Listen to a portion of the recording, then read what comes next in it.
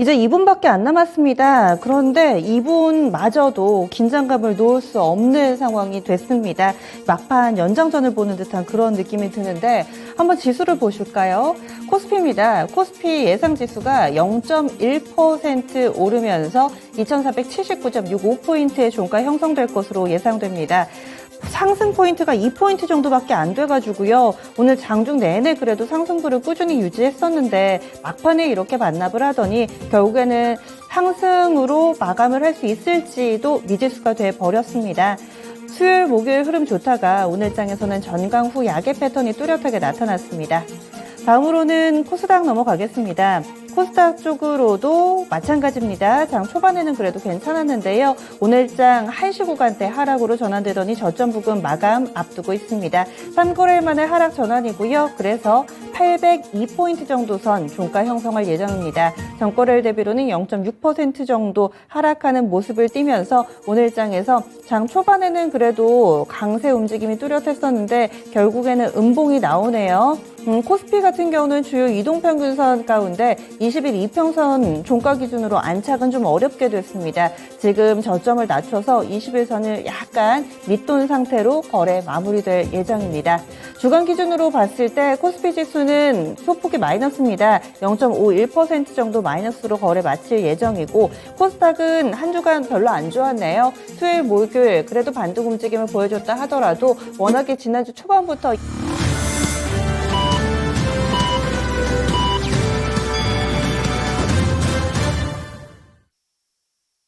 한 주간 수고 많이 하셨습니다. 8월 26일 금요일장 이렇게 마감이 됐습니다. 주 초반에 밀렸다가 중반에 약간 들어 올렸다가 오늘장에서는 다소 좀 중립적인 모습으로 거래를 마치게 됐고요. 한 주 동안의 성적을 봤을 때는 양시장 나란히 밀렸습니다. 코스닥이 더 밀렸습니다. 이런 상황 한 주 내내 잭슨홀이라는 키워드를 정말 많이 들으셨을 텐데 어찌됐든 간에 이제 다음 주 월요일은 뚜껑이 열린 상태로 그 부분이 좀 반영이 될 테죠. 예상을 했던 분들은 어느 정도 이번 주에 액션을 취하셨을 테고 좀 보고 대응을 하자 하시는 분들은 아직까지는 좀 관망의 자세를 펼치셨을 텐데 그러면 오늘장 주변국 흐름은 어땠는지 한번 보겠습니다.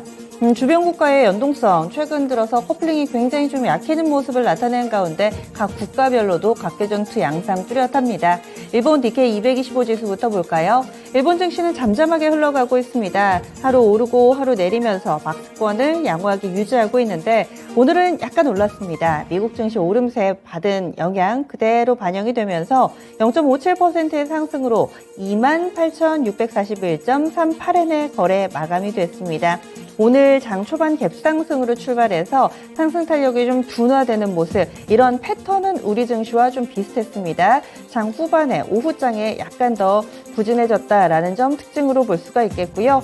다음은 중국 증시 보겠습니다. 중국도 비슷하네요. 전강 후 약의 패턴은 중국 증시도 동일하게 나타났습니다. 아시아 증시 모두 다 전강 후 약의 패턴이 만들어지고 있고 중국 증시 현재는 약보합권입니다. 상해 종합이 3,237.13포인트 정도 선 기록하면서 저점 부근의 흐름 보여주고 있고요. 심천 쪽도 약보합권 0.38% 정도 하락하고 있습니다. 중국 증시는 밀리기는 하는데 낙폭이 깊지 않은 모습이고요. 오늘 한중일 모두 다 상승과 하락이 다소 제한되는 모습을 보여줬습니다. 다음은 국내 환율 동향 넘어가 보겠습니다.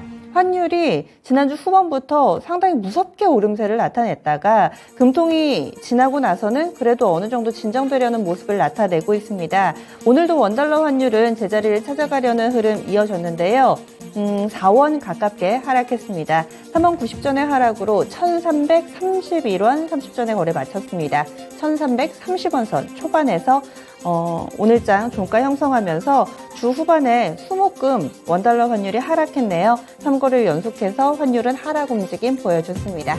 그러면 국내 증시 정리하겠습니다. 시황센터 다녀옵니다.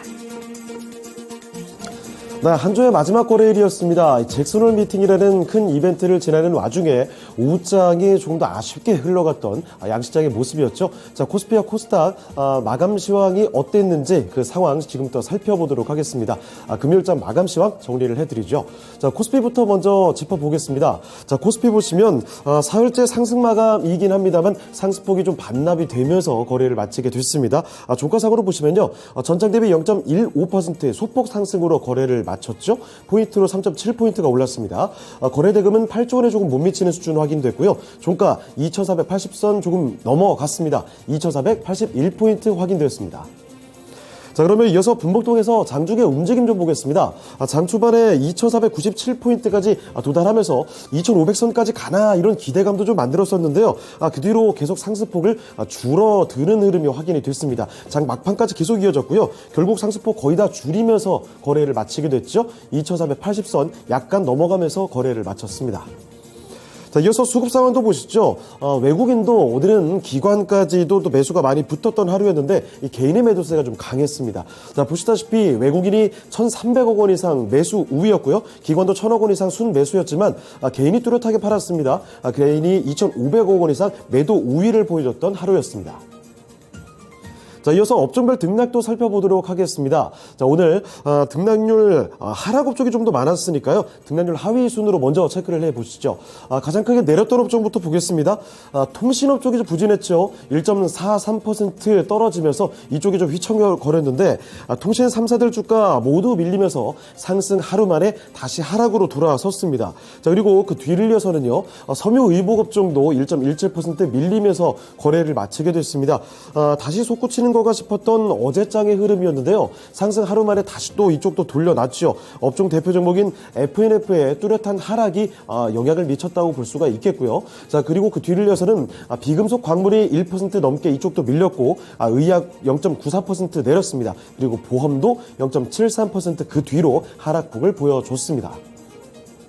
자, 이번에 등락률 상위 순으로도 체크를 해보시죠. 자, 오늘 보시면 사우디 네옴시티 관련한 건설주들의 강세, 그리고 천연가스 가격 급등이 계속 이어지고 있으니까 이 가스 관련주의 강세 속에서 건설업종과 전기 가스업종 이쪽이 강했습니다. 건설업종 1.15% 상승하는 모습이었고요. 전기가스도 0.5% 강했죠. 자, 그 사이에 있는 전기전자업종, 반도체가 오늘 살아나는 흐름 확인이 됐기 때문에 반도체 투톱이 들어가 있는 전기전자업종이 0.7%의 상승으로 거래를 마치게 됐고요. 자, 운송 장비 0.6% 올랐습니다. 증권 0.54% 상승으로 거래를 마치게 됐습니다. 자, 뒤를 이어서 시가총액 상위 종목들 흐름 확인해 보겠습니다. 반도체부터 먼저 보시죠. 앞서 언급해 드렸던 것처럼 오늘 나란히 올라오는 흐름이었습니다. 미국 반도체 훈풍 속에 거기다가 삼성전자의 경우에는 갤럭시 신형 폴더블폰 출시 소식을 전했죠. 자, 그래서 6만 원대 회복이 장중에 나오기도 했습니다. 종가 상황 확인해 보시면요. 종가 상으로 전장 대비 0.5% 올리면서 정확히 6만 원에서 턱걸이하면서 거래를 마치게 됩니다. 자, 그리고 SK 하이닉스도 보시면 같이 나란히 좀 올랐습니다. 이쪽도 1% 올라오는 흐름 95,100원에서 거래를 마쳤습니다. 자, 다음으로 2차전지로 가보시면요. 역시 LG 에너지 솔루션 이쪽이 계속 올라가는 흐름을 이어가게 됐습니다. 자, 오늘장도 분명하게 상승을 보여주면서 1.4% 올랐죠. 46만 5,500원까지 올라오는 흐름이었고요. 자, 그리고 LG화학이 어제처럼 보합 수준에서 움직였습니다. 크게 움직임 나타나지 않았고 결국 종가상으로도 전일 종가와 동일했죠. 61만 6천원의 거래를 마쳤고요. 자, 삼성 SDI의 경우는 조금 아쉽습니다. 미국 인디애나주와 함께 배터리 사업을 논의 소식을 전하면서 오늘 강세 움직임 나타나나 싶다가도 종가 보시면 크게 재미가 없었습니다. 종가는 전장 대비 조금 밀렸죠. 오히려 약보합권 수준에서 58만 6천원의 거래를 마치게 됐습니다. 자, 그리고 바이오 종목들로 보시면요. 방향이 좀 나뉘는데요. 삼성 바이오로직스가 소폭 상승이었습니다. 이쪽은 강보합권 수준에서 84만 7천원의 거래를 마치게 됐는데 셀트리온이 상당히 좀 부진했죠. 셀트리온 어제 6거래일 만에 상승이 나오더니 하루 만에 다시 또 매도세가 크게 좀 붙었습니다. 전장 대비 셀트리온은 무려 4%가 넘게 빠지면서 19만 원 그 아래로 내려왔죠. 18만 9,500원의 거래를 마쳤습니다. 자, 그리고 인터넷주들로 가보시면요. 이쪽 나란히 하락 마감하게 됐죠. 네이버와 카카오 모두 밀렸습니다. 네이버가 1% 넘게 내려오면서 24만 2천원에 거래에 마쳤고요. 카카오도 0.13% 조금이지만 좀 내려오면서 7만 6천원에 장을 마감하게 됐습니다. 자, 그리고 자동차로 가보시면요. 방향성이 좀 엇갈렸습니다. 현대차부터 보시죠. 이쪽은 상승해주면서 0.78% 올라왔습니다. 19만 3,500원에 거래를 마쳤죠. 자, 그런데 반대로 기아는 조금 내려갔습니다. 0.25% 내림세로 78,900원에 기아는 거래를 마쳤습니다. 자, 그리고 나머지 종목들 삼성물산 일단 좀 내려왔습니다. 0.8% 밀리는 흐름 속에서 12만 2,500원에 거래를 마쳤고요. 그리고 철강 대장주인 포스코 홀딩스와 은행 대장주인 KB금융까지도 이 두 종목 모두 다 소폭 내려오면서 거래를 마치게 됐습니다. 자, 다음으로 특징주 살펴보겠습니다. 첫 번째로 사우디의 미래 도시죠. 이 네옴시티 관련된 종목들 확인해 보시죠. 원희룡 국토교통부 장관이 오는 30일이죠. 국토부가 개최하는 글로벌 인프라 협력 컨퍼런스에서 이 사우디 네옴시티 프로젝트 투자 총괄 책임자를 만날 예정이라고 전해지고 있습니다. 자, 이런 이벤트를 앞두고서 이 관심과 기대감이 고조가 되면서 관련주들의 주가를 크게 끌어올리고 있는데요. 네옴시티 관련이라든지 중동 지역의 수주 이력들이 부각되는 종목들이 특히 강세 움직임이 나왔습니다. 종가 좀 보시죠.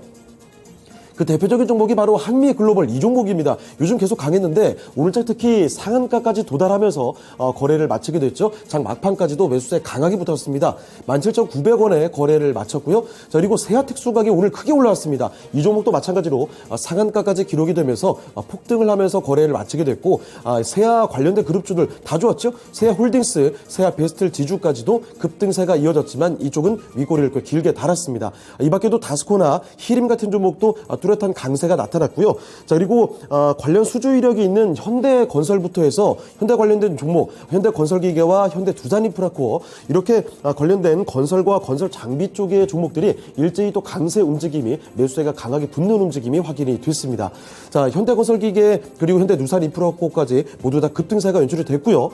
DY파워가 8% 넘게 올랐습니다. 자, 거기에 남강토건이나 도화 엔지니어링 같은 종목까지도 매수세가 강하게 붙는 모습 확인이 됐습니다. 자, 그리고 다음으로 방산주들까지 또 확인해 보시죠. 방산주들의 흐름이 여전히 좀 좋습니다. 최근 폴란드 정부와 국내 방산업체들이 K2 전차 그리고 K9 자주포 관련 계약을 대규모로 맺는다는 소식에다가 또 현대로템 같은 종목은 어제 장에도 이집트와 계약 체결 소식을 전한 바가 있죠. 자, 그래서 이렇게 이딴 수주 소식에 방산주들의 강세가 계속 이어지고 있습니다. 종가 상황 확인해 보시면요. 현대로템 종가로는 1.93% 밀렸습니다만 장중에 현대로템과 LIG 넥스원 그리고 한화 에어로스페이스까지 모조리 52주 신고가 경신하는 강한 흐름이 연출이 됐습니다. 자, 그리고 이 밖에도 한화 시스템부터 4% 넘게 올랐죠. 에스틴트 중공업은 14%대 급등이었고요. 휴니드도 5% 넘게 올랐고 퍼스텍도 4%대 강세였습니다. 이 밖에 코스닥에 있는 종목 에이트원이나 한일단조가치에서 방산주들 일제히 강세의 흐름이 나타났던 오늘장의 움직임이었습니다. 자, 이번에는 코스닥으로 넘어가 보도록 하겠습니다. 코스닥은 사흘 만에 하락으로 돌리면서 거래를 마쳤습니다. 전장 대비 0.6%대 이렇게 밀렸죠. 포인트로 5포인트가량 좀 빠졌고요. 거래 대금은 오늘 6조 원에 조금 못 미쳤습니다. 종가는 800선을 그래도 지켜줬습니다. 802포인트에서 거래를 마쳤습니다.